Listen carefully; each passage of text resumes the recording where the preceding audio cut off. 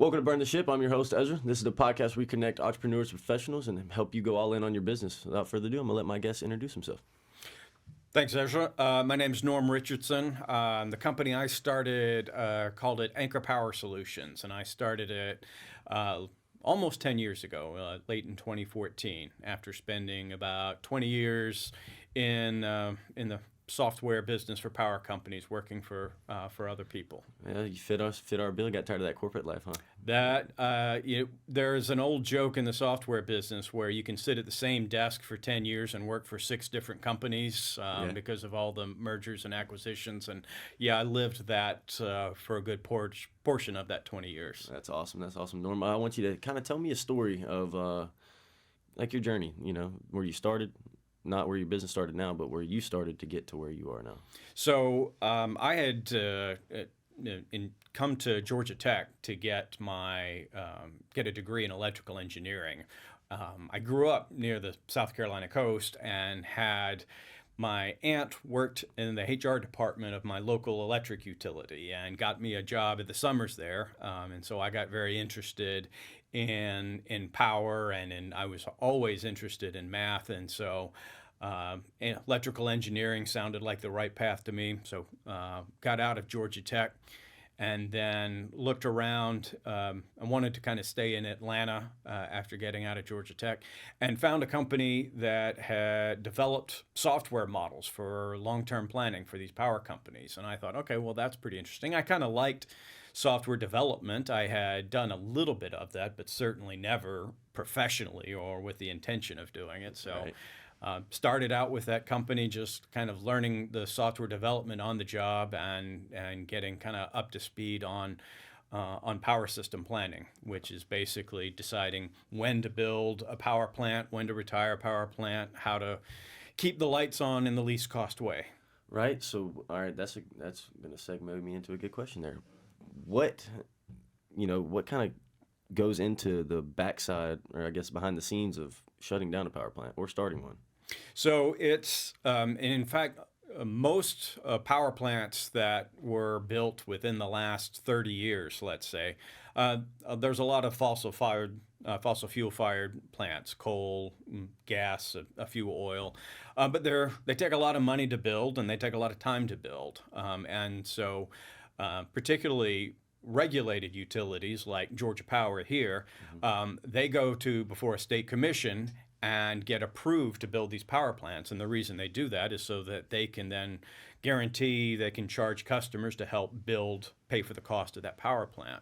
And so there's a lot of money and a lot of time involved and a lot of regulatory process. So the power companies generally want to make sure they get this right. Okay. And so what they do is they rely a lot on forecast to determine, well, what's going to be the least cost way that I can keep the lights on, that I can have enough in reserves, or even more so now, that I meet any environmental policies that are either a state or a federal level or a corporate level going on now. So I guess, and you say as a corporate level, so each company has different backgrounds of, I guess, morals of how they do business. Well, they do, and so there are some states that have, for instance, set very aggressive goals on renewable energy, and not just California. In fact, one of our biggest locations is in Minnesota, which had one of the more aggressive carbon reduction as well as renewable energy targets. And so all the utilities in Minnesota have to adhere to the state laws around that, as well as in some instances, like I said, they have their own corporate policies to be net zero by 2050 or something like that. Okay, that makes a little bit of sense to me. A little bit. Kind of, what's your favorite part of your day to day? It really is working with customers and solving problems. Okay. And they generally and they're very relevant to the term in the industry is really decarbonization, producing power without emitting carbon dioxide. And a big part of that is looking at things like renewables, which wind and solar can be very intermittent. You don't exactly know when you're going to have that energy available. So Right. storage becomes a big part of that.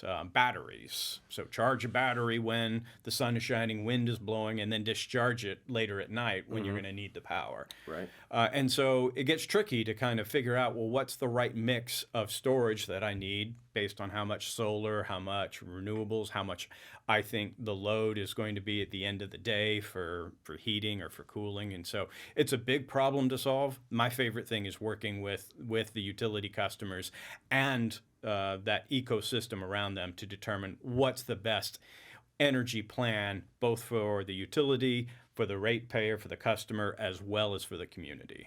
So that is something that it's pretty interesting when you said something about storing solar and the wind energy into batteries. I just seen something not too long ago. I want to say it was probably like mid-December when I seen it last, maybe a little bit before that.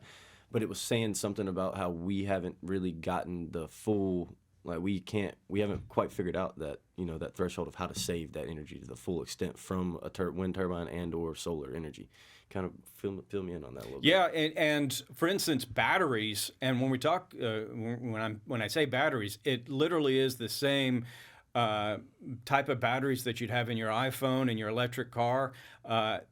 In some instances, the developers, they just load up tractor trailers full of batteries and park them at a substation at the transmission level.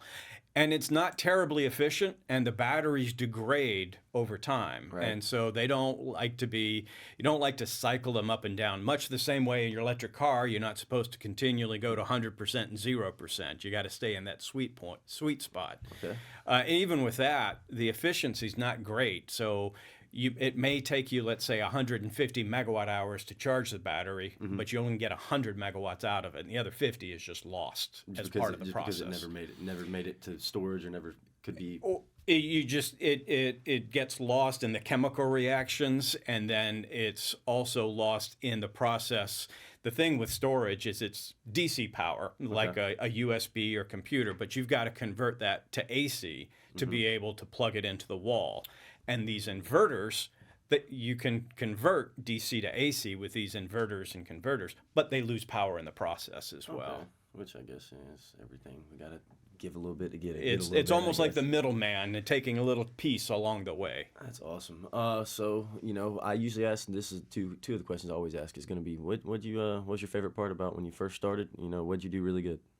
So I think the first thing I did really good was actually kind of sit down and make a plan, both a plan for how I was going to basically make a living for myself off of this and then eventually build a business, as well as take a step back and say, how do I think I want to build the product? And I had been doing this for a while, so I had a pretty good idea of what would work and what wouldn't.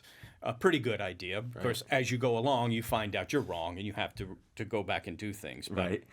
But taking that time up front to do it really made a big difference. For sure. And, I feel like that's something, whenever you're starting out in the entrepreneurial space, I feel like people can really relate to this, is that people don't take the time up front. They'll try to fix it in the back end because they try to rush it out first. And then they're like, wow, this is a shit product. Or they're like, that does happen. Yeah. So there's an old adage, it might cost you $1 to fix something in design. It costs you $10 to fix it when you're in production. And then it costs you $1,000 to fix it when it's out in the field. Right. So anything that you can do up front makes a huge difference. For sure. And that's something you guys should take into account right there. What'd you do really bad? If you go back and be like, man, I just didn't have it, I was a little too risk averse. I would wait until I either had a contract in or I knew business was coming before I would spend money. Okay. Where looking back on it, I probably could have accelerated and missed a few opportunities had I taking a little bit more risk and just say, okay, if I invest this much or if I put in some extra time or hire some additional people, then I might be able to grow the business faster. That's awesome, man. That's, I guess you don't really look at it like that until you're in your shoes where you've already been through there, Because essentially I create my own book of business here. So it's very, at first I didn't understand, credit card processing. Nobody understands it unless you're us. We're doing it. At Unless this point in you've time. been in the business. Exactly. So I'll start learning it, and they're like, it usually takes probably take about 2 or 3 months to really get the hang of it. Yeah. And I was just walking around here like clueless for a while, and I was like, man, is it me? Is it me? I was like, man, I ain't got nothing. I have no problem studying before, but then I start thinking about it, and I was like, yeah, I guess it was a process to get going. So It is. and I had to really think about it. And then as I started growing my knowledge on it, I was like, man, this is super easy. I was like, I already talked to people. I just don't know what I'm talking about right now. So, Yeah.